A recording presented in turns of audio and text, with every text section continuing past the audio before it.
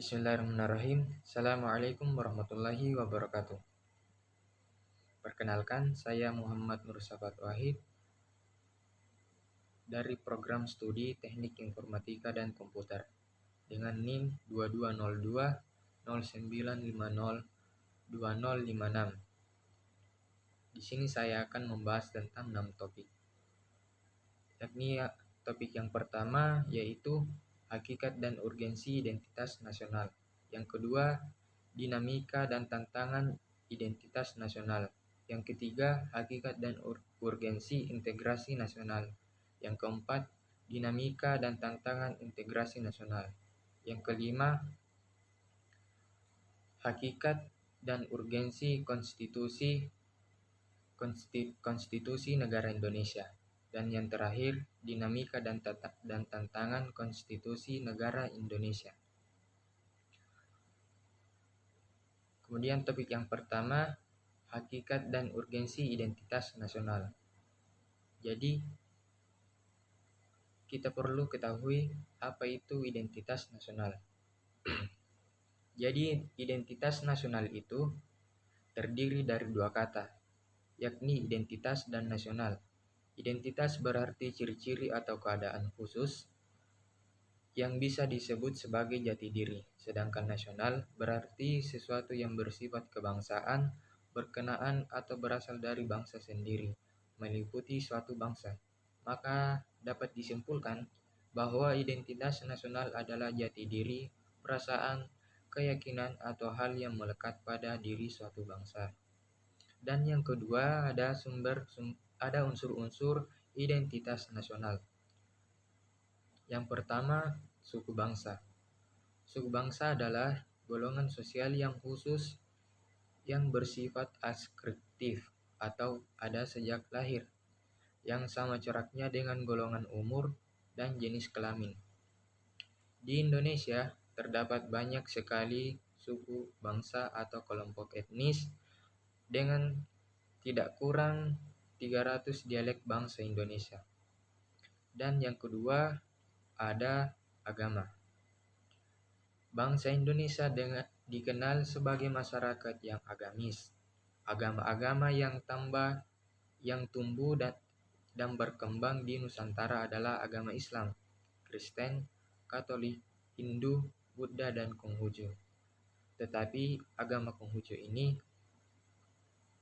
di masa Orde Baru tidak diakui sebagai agama resmi negara.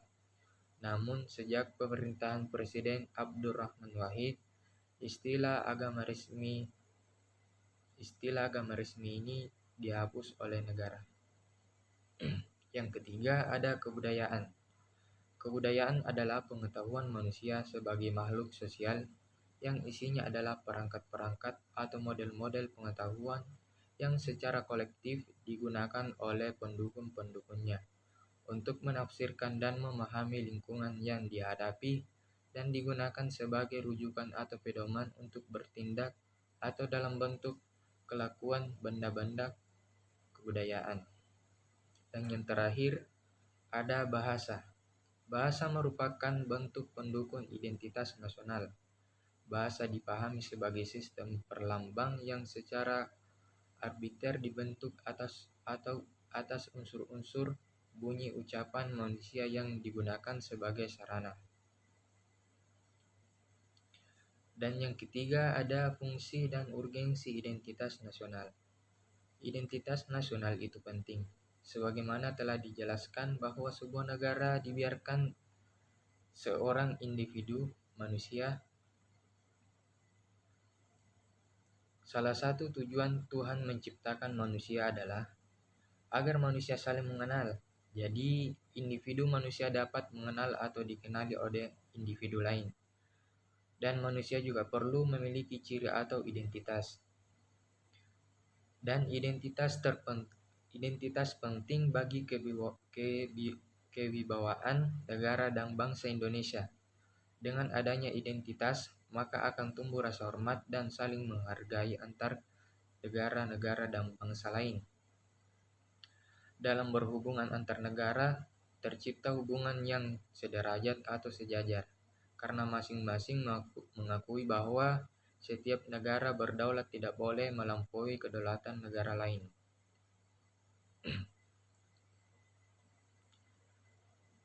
Materi kedua yaitu dinamika dan tantangan identitas nasional. Pada era globalisasi saat ini, identitas nasional menemui banyak sekali tantangan, di antaranya lunturnya nilai-nilai luhur berbangsa dan bernegara. Contohnya, memudarkan sikap kekeluargaan, gotong royong, sikap tidak peduli terhadap sekitar. Nilai-nilai dalam Pancasila belum sepenuhnya digunakan sebagai pedoman dalam kehidupan sehari-hari. Contohnya saat kita mencontek saat ujian, dan memudarnya nasionalisme dan patriotisme. Contohnya pada masa sekarang ini, lebih membanggakan budaya lain dibanding budaya kita sendiri. Jadi, upaya yang dapat kita lakukan dalam menghadapi tentang identitas nasional ini yaitu mempererat persatuan dan kesatuan dengan tetap menjaga silaturahmi dengan sesama, tidak bersikap individualisme, peduli terhadap keadaan sekitar, memahami lebih dalam mengenai nilai-nilai yang terkandung dalam Pancasila, sehingga kita bisa mengamalkan dalam kehidupan sehari-hari kita. Materi yang ketiga yaitu hakikat dan urgensi integrasi nasional. Secara etimologis, integrasi terdiri atas dua kata yaitu integrasi dan nasional. Integrasi berasal dari bahasa Inggris integrate yang artinya menyatu padukan, mempersatukan atau menggabungkan. Dan nasional juga berasal dari bahasa Inggris yaitu nation yang berarti bangsa. Jadi adapun secara antropologi, identitas nasional merupakan penyatuan di antara unsur-unsur kebudayaan yang berlaku sehingga mencapai kesatuan fungsi dalam kehidupan masyarakat yang bersangkutan. Jadi secara umum, integrasi dapat dikatakan penyatuan suatu bangsa sehingga menjadi satu kesatuan yang bulat dan utuh. Dan yang kedua, integrasi nasional, jenis-jenis integrasi nasional.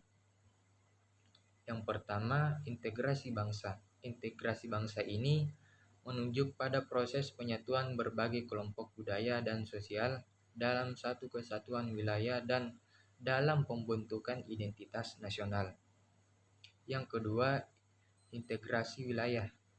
Integrasi wilayah ini menunjuk pada masalah pembentukan wewenang kekuasaan nasional pusat di atas unit-unit sosial yang lebih kecil, yang beranggotakan kelompok-kelompok sosial budaya masyarakat tertentu. Dan yang ketiga, integrasi elit massa. Integrasi elit massa ini menunjuk pada masalah penghubungan antara pemerintah dengan yang diperintah. Dan yang keempat, integrasi nilai menunjuk pada adanya konsensus terhadap nilai yang minimum yang diperlukan dalam memelihara tertib sosial. Dan yang kelima, integrasi tingkah laku atau perilaku integratif, menunjuk pada penciptaan tingkah laku yang terintegrasi dan yang diterima demi mencapai tujuan bersama. Dan yang keempat, dan yang ketiga, pentingnya integrasi nasional bagi bangsa Indonesia. Integrasi nasional merupakan salah satu cara untuk menyatukan berbagai macam perbedaan yang ada di Indonesia. Integrasi itu sendiri dapat dikatakan sebagai suatu langkah yang baik untuk menyatukan sesuatu yang semula terpisah menjadi suatu keutuhan yang baik bagi bangsa Indonesia. Misalnya menyatukan berbagai macam suku dan berbudaya yang ada, serta menyatukan berbagai macam agama yang ada di Indonesia. Dinamika dan tantangan integrasi nasional. Dalam upaya mewujudkan integrasi nasional, tantangan yang dihadapi datang dari dimensi horizontal dan vertikal. Dalam dimensi horizontal, tantangan berakar pada perbedaan suku, agama, ras, dan geografi. Sedangkan dalam dimensi vertikal, tantangan yang ada dalam berupa celah perbedaan antara elit dan massa, di mana latar belakang pendidikan kekotaan menyebabkan kaum elit berbeda dengan massa yang cenderung berpandangan tradisional.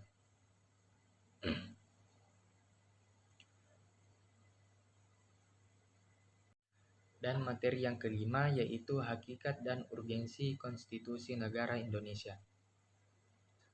Kata konstitusi berasal dari bahasa Prancis yang berarti constituer dan constitution.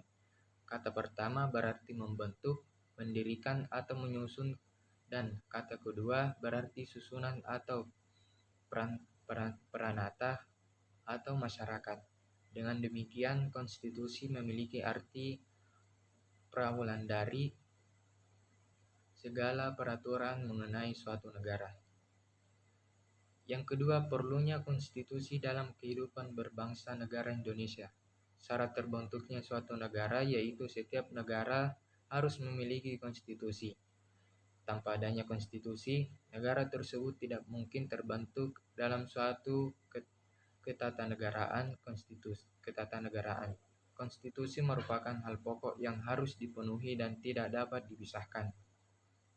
Yang ketiga, tujuan konstitusi membatasi penguasa agar tidak bertindak sewenang-wenang, melindungi HAM, pedoman penyelenggaraan negara. Dan topik yang terakhir yaitu dinamika tantangan konstitusi negara Indonesia.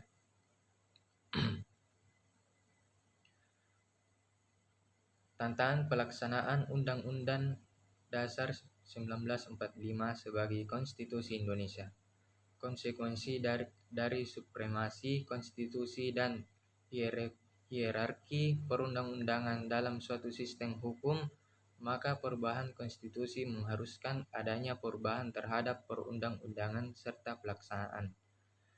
Jadi konstitusi yang pernah berlaku di Indonesia yaitu Undang-Undang Dasar Negara Republik Indonesia 1945 atau masa kemerdekaan 18 Agustus 1945 sampai dengan Agustus 1950 dengan catatan mulai 27 Desember 1949 sampai dengan 17 Agustus hanya berlaku di wilayah Republik Indonesia.